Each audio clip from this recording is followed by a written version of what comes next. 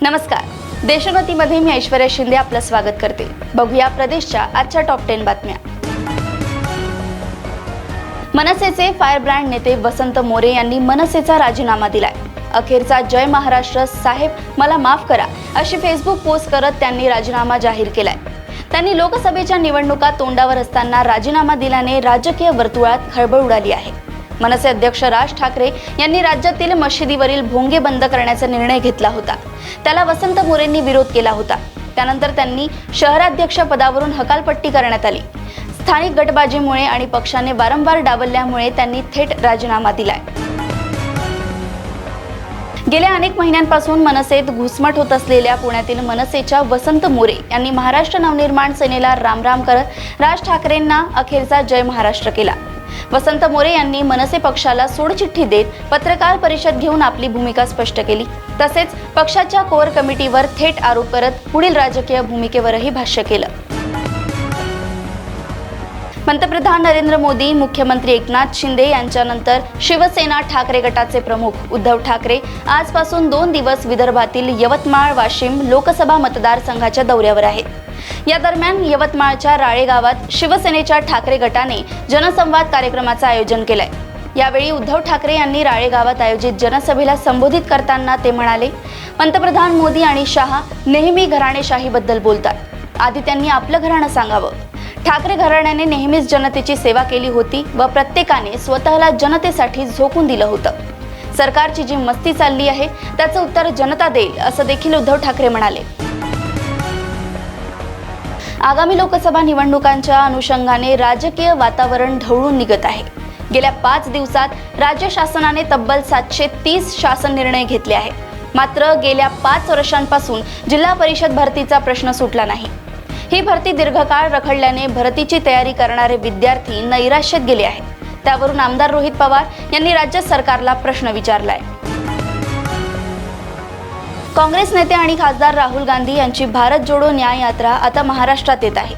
14 जानेवारी 2024ला मणिपूरमधून भारत जोडो न्याय यात्रा सुरू झाली। या यात्रेने 59व्या दिवशी महाराष्ट्रात प्रवेश केलाय। काँग्रेस प्रदेशाध्यक्ष नाना पटोले यांनी भाजपावर निशाणा साधलाय।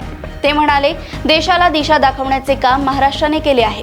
महाराष्ट्र भाजपा लोकसभेच्या 150 जागाही निवडून येणार नाहीत। भाजपाचा शेवटचा प्रयत्न सुरू आहे। केंद्रातील भाजपा सरकार खाली खेचण्याची भावना जनतेची झाली आहे। या शब्दात काँग्रेस प्रदेशाध्यक्ष नाना पटोले यांनी निशाणा साधलाय।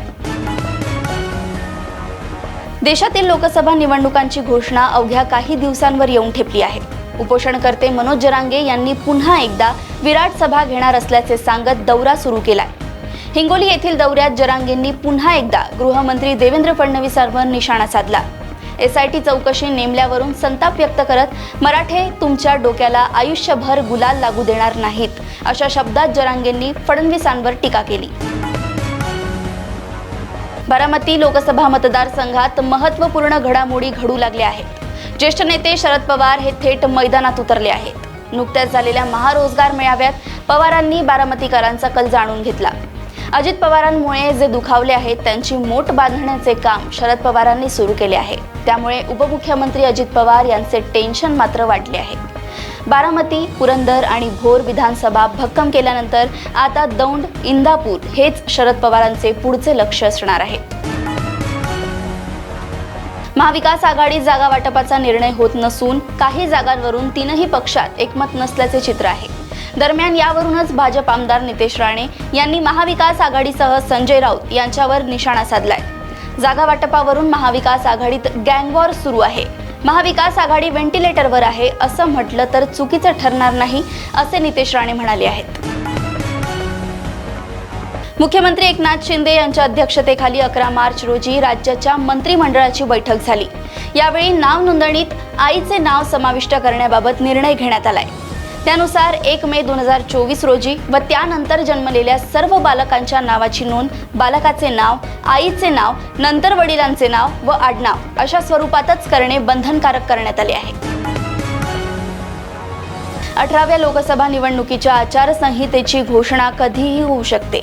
अशा परिस्थितीमध्ये लोकसभा निवडणुकीसाठी जागा वाटपाचा तिढा हा ना महाविकास आघाडीत सुटत आहे ना महायुतीमध्ये।